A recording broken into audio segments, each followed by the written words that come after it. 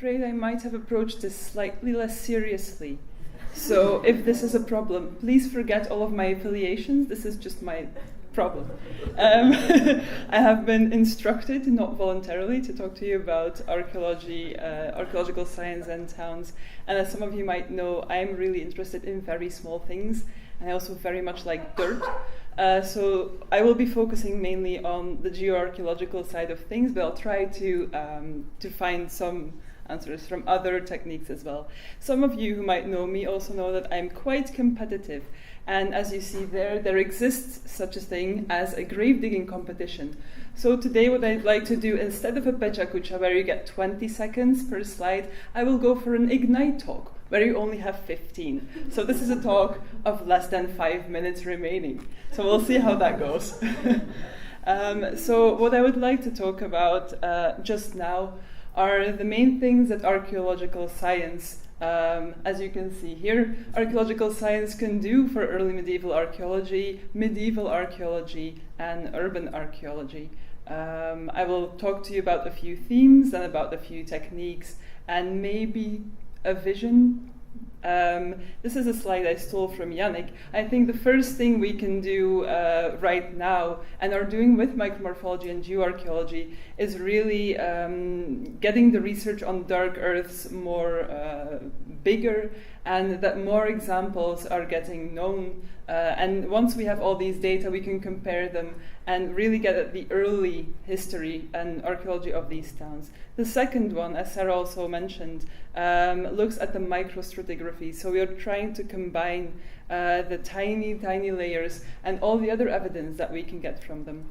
The third one, I think we can really use this method for late medieval or later medieval archaeology as well. For example, studying market formation, which is historically only known from the 13th and 14th century, but we can look at much earlier phases and get our narratives from there. So as you see, I think archaeological sciences can really help us to chip away at some of the current problems we still face in medieval archaeology. What techniques can we also use? I think we can look at more traditional archaeosciences, but I think there are a lot of innovations being done in those fields as well. And what we're really trying to do is combine all of them in one bigger framework in a transdisciplinary way. We're also looking at innovations in more traditional materials or more traditional methods, looking at use where of different materials such as bone, looking at residue analysis.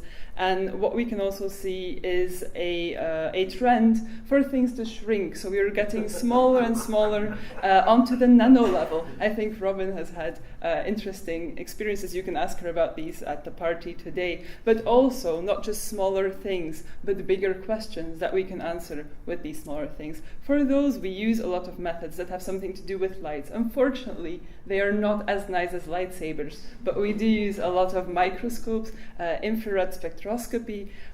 We also use infrared imaging to look at prospection of sites. We like to use things that are a little bit more dangerous, such as X-rays, in CT scans, looking at objects, looking at people, but also micro X-ray diffraction that can tell us more about the chemical composition of things. And I think one of the most important other evolutions is our use of lasers. As the superheroes we are, we really like our lasers, as Sarah just showed, but we also use them in laser ablation, mass spectrometry, really. So here are some of these fancy machines that they nowadays use. We use them for texturing things. We use them for finding the chemical elements. But as you can see, all these have one thing in common, namely the fact that they are not humans.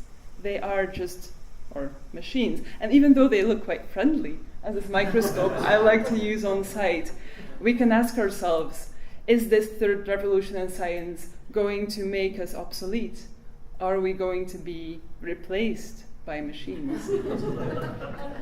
So I would argue that no, maybe we don't need to be replaced by these machines, because of course as archaeologists we do still need to make the connection with these bigger questions that I was talking about, and that we need to imagine, that we need to be creative, and that in the end archaeology is always going to be a kind of evidence-based imagination, but maybe not this much imagination, hopefully. So to conclude, I think together we can make this a recipe for another 25 years of Merck, and hopefully it will be a successful, transdisciplinary and communicative one. Thank you.